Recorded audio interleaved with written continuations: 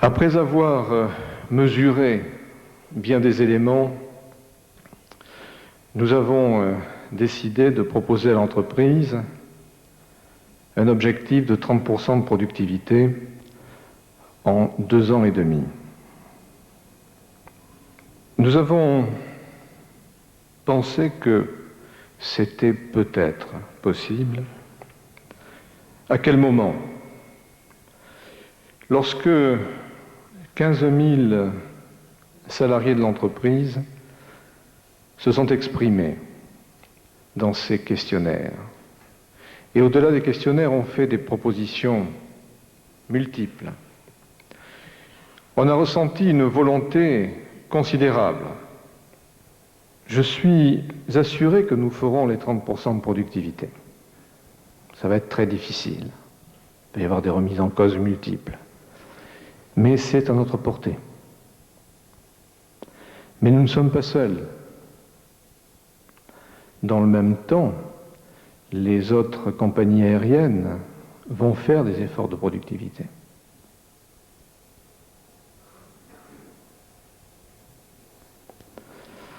Peut-être faudra-t-il, nous le verrons dans 1 an, dans 2, accélérer nos efforts. Nous verrons. Ce qui est sûr, c'est que déjà, nous devons faire ce que nous nous sommes fixés comme objectif. Et je dirais que si nous y parvenons, et nous allons y parvenir, alors peut-être que les énergies que nous allons mettre en mouvement nous permettront, grâce à une intelligence collective, de faire aussi bien et peut-être mieux.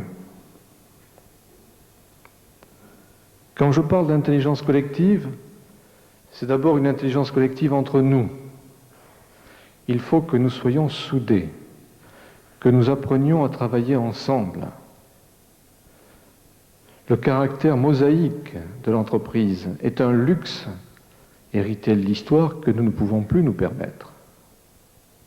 Plus aucune entreprise de cette taille, en secteur concurrentiel, ne peut travailler comme nous travaillons. Ça, nous allons le faire, et le faire le plus rapidement possible.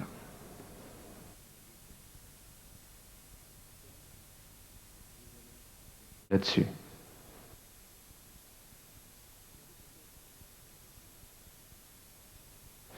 Nous agissons en tant qu'entreprise au sein de règles du jeu qui ont été déterminées par les États souverains. La déréglementation pour nous, c'est en fait une nouvelle réglementation européenne. Il ne nous appartient pas de modifier les règles du jeu. Nous devons nous battre dans le cadre des règles du jeu qui existent, avec les moyens dont nous disposons. C'est la seule approche digne et courageuse dans la période que nous traversons.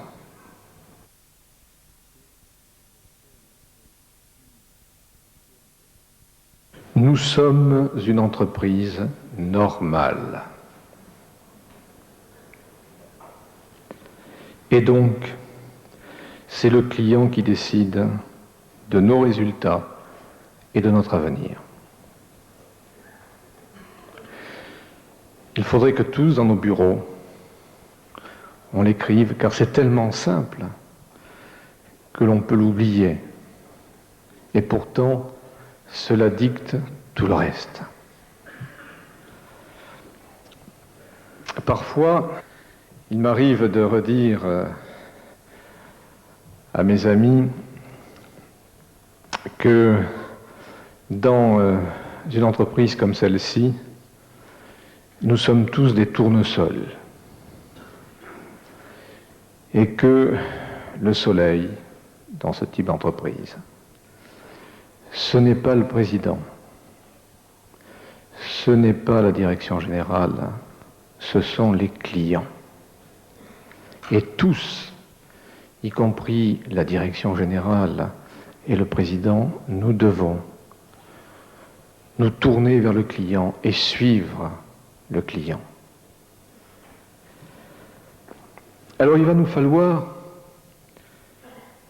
de l'ambition et beaucoup de modestie.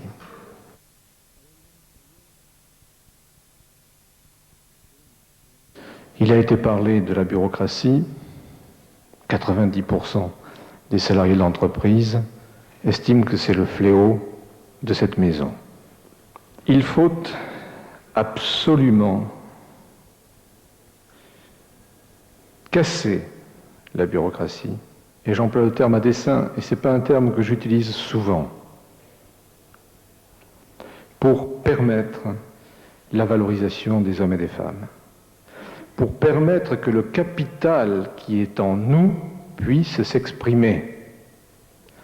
Et là, mesdames et messieurs, je ne suis pas dans le thème d'un discours. C'est une pratique. Et autant, vous me verrez, et autant vous verrez la direction générale comprendre beaucoup de choses dans la mutation qui s'amorce, autant sur ce point fondamental, il n'y aura pas de concession.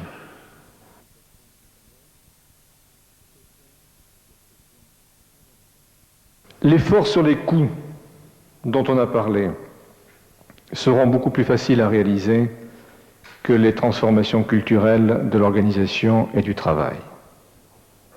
J'ai été scandalisé en arrivant ici de savoir quelle était la productivité sur les achats depuis de nombreuses années. Scandalisé d'apprendre que la seule activité vraiment décentralisée dans l'entreprise était les achats. Pourquoi ? Quand j'ai dit au conseil de direction, sur les 3 ans, nous ferons 2 milliards d'économies sur les achats,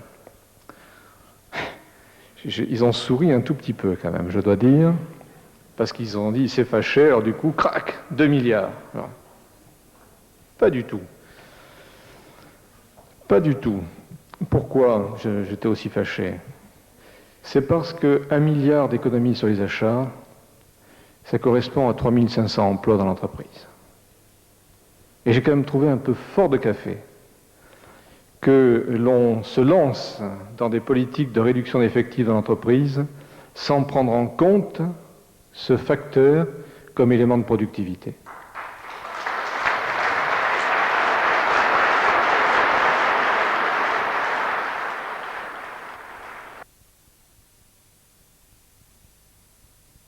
Nous ne nous en sortirons que si résolument nous mettons en place une rupture. En regardant partout autour de nous ce qui s'est fait de meilleur, soyons un peu japonais. Et pour autant en affirmant le fait que l'on est français. Au cœur de cette rupture, il y aura l'émergence de la notion de profit. J'ai bien dit profit et non pas optimisation de la production ou qualité de service. C'est terminé tout ça. Il faut faire en sorte que notre production, que notre capacité de production soit optimisée, soit maximisée, je préfère le terme parce qu'il y a des connotations curieuses dans la maison sur l'optimisation. Et d'autre part, nous devons faire en sorte que notre qualité de service soit la meilleure, régulièrement la meilleure. Mais pourquoi ? Pour faire du profit. Et je vous demanderai, mesdames et messieurs, partout, dans les différentes unités de l'entreprise, que vous inscriviez, c'est une image, qu'Air France est une entreprise normale et qu'Air France doit faire du profit. Auquel cas, nous commencerons à pouvoir croire que nous avons, en tant qu'entreprise, un avenir. Donc, qu'est-ce que je vous demande au nom de la direction? C'est d'être tous solidaires et d'être hargneux, et en particulier face à British Airways.